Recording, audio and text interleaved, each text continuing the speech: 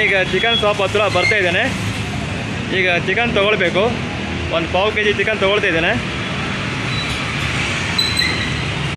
Chicken shop ಹತ್ರನೇ ಇದ್ದೀನಿ, ಒಳಗಡೆ ಬಂದಿದ್ದೇನೆ ನೋಡಿ. ಚಿಕನ್ಗೆ ಹೈದರಾಬಾದಲ್ಲಿ ನೋಡಿ ಲೈವ್ಗೆ 167, ಸ್ಕ್ರೀನ್ಲೆಸ್ಗೆ 192, ಬೋನ್ಲೆಸ್ಸು 526, ಬ್ರೆಸ್ಟ್ ಲೆಗ್ 401 ರೂಪಾಯಿ.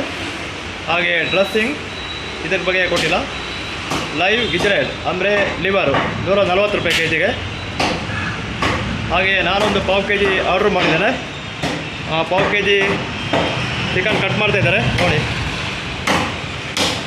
ಚಿಕನ್ ಹೊಡೆದ್ರು.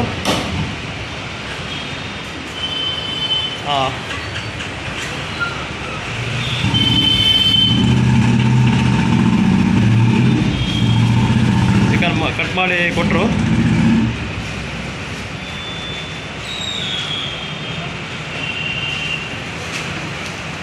ಓಕೆ, ಈಗ ನನ್ನ ಚಿಕನ್ ಬಂತು. ಪಾವು ಕೆ ಜಿ ಚಿಕನ್ ತೊಗೊಂಡೆ. ನೋಡ್ತಾ ಇದ್ದೀರಲ್ಲ ನೀವು, ಇದು ಪಾವು ಕೆ ಜಿ ಚಿಕನ್.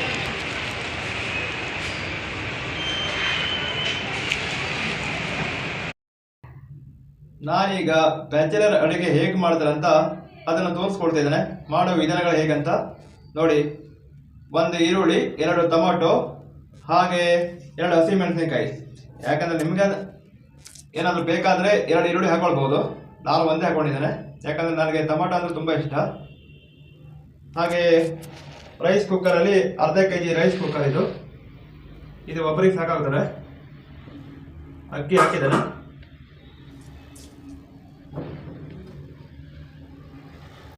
ನೋಡ್ತಾ ಇದ್ರಿ, 1 ಚಮಚ ಹಳದಿ ಪೌಡರು.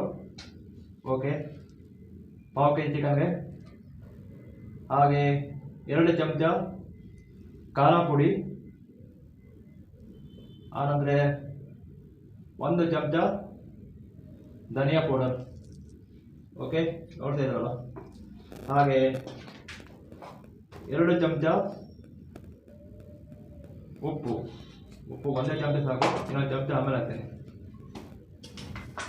ಈಗ ಚೆನ್ನಾಗಿ ಕಲಿಸ್ಬೇಕು.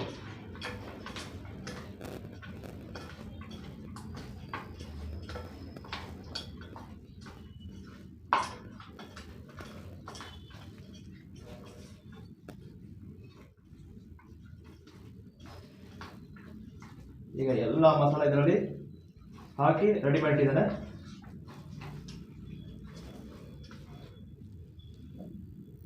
ಎಣ್ಣೆ ಕಾಯ್ತಾ ಉಂಟು, ನೋಡ್ತಿದ್ರೆ ಎಣ್ಣೆ ಕಾಯ್ತಾ ಉಂಟು. ಸ್ವಲ್ಪ ಎಣ್ಣೆ ಬಿಸಿ ಆಗಬೇಕು. ಬಿಸಿ ಆದ ಮೇಲೆ ಈರುಳ್ಳಿ ಹಾಕಬೇಕು. ನೋಡ್ತಿದ್ರೆ ಈರುಳ್ಳಿ ಹಾಕಿದ್ದೇನೆ. ಈರುಳ್ಳಿ ಸ್ವಲ್ಪ ಕೆಂಪುಗಾಗಬೇಕು. ಕೆಂಪುಗಾದ್ಮೇಲೆ ಆನಂತರ ಟೊಮೊಟೊ ಹಾಕಬೇಕು. ಈಗ ನಾನು ಈ ಒಂದು ಅಲ್ಲಂ ಪೇಸ್ಟ್ ಹಾಕ್ತಾ ಇದ್ದೇನೆ.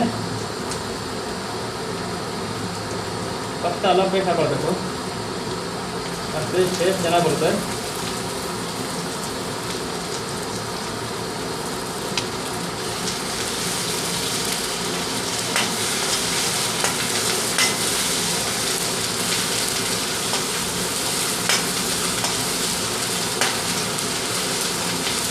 ಸ್ವಲ್ಪ ಈರುಳ್ಳಿ ಕೆಂಪುಗಾಗಿದೆ.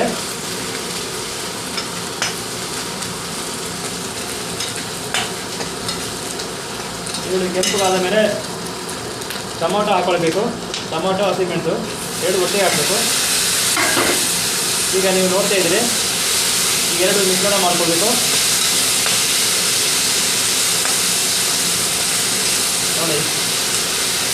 ಫ್ರೈ ಆಗ್ತಾ ಉಂಟು. ಫ್ರೈ ಆದ ಮೇಲೆ ಚಿಕನ್ ಹಾಕೊಳ್ಬೇಕು. ಆಲ್ರೆಡಿ ಚಿಕನ್ನಲ್ಲಿ ಮಸಾಲೆ ಮಿಕ್ಸೇ ಮಾಡಿಲ್ಲ, ಮತ್ತೇನು ಮಸಾಲೆ ಹಾಕಬೇಕಾಗಿಲ್ಲ.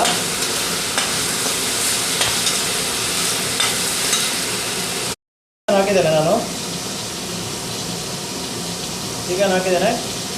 ಚಿಕನ್ ಹಾಕಿದ ಕೈಯಲ್ಲಿ ಹಾಕ್ಬೇಕು ನೋಡಿ. ಈಗೆಲ್ಲ ಮಸಾಲೆಗೂ ಮಿಕ್ಸ್ ಮಾಡಬೇಕು. ಚಿಕನ್ ಹಾಕಿದ್ದೇನೆ, ಈ ರೀತಿ ಮಿಕ್ಸ್ ಮಾಡಬೇಕು.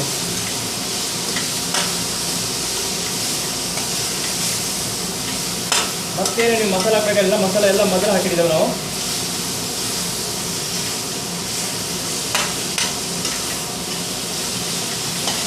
ಥರ ಕೈಯಲ್ಲಿ ಅರಳಿಸ್ಬೇಕು. ಸಿಂಪಲ್ ಅಡುಗೆ ಮಾಡೋದು, ಬ್ಯಾಚಲರ್ ಅಡುಗೆ ವೆರಿ ವೆರಿ ಸಿಂಪಲ್. 5 ನಿಮಿಷದಲ್ಲಿ ಕೆಲಸ ಮುಗಿತಾರೆ.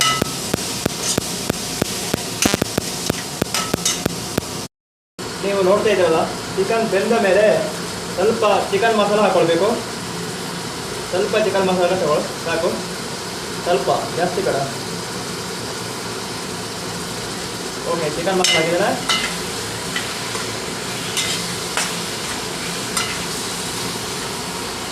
ಈಗ ನಮ್ಮ ಚಿಕನ್ ಕರಿ ರೆಡಿ.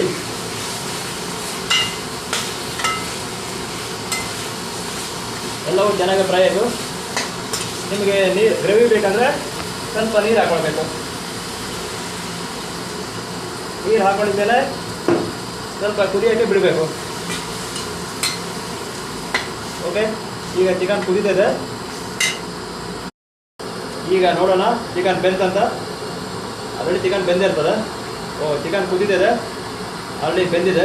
ನೋಡಿ, ನಮ್ಮ ಚಿಕನ್ ಕರಿ ರೆಡಿ ಆಯಿತು. Very very simple.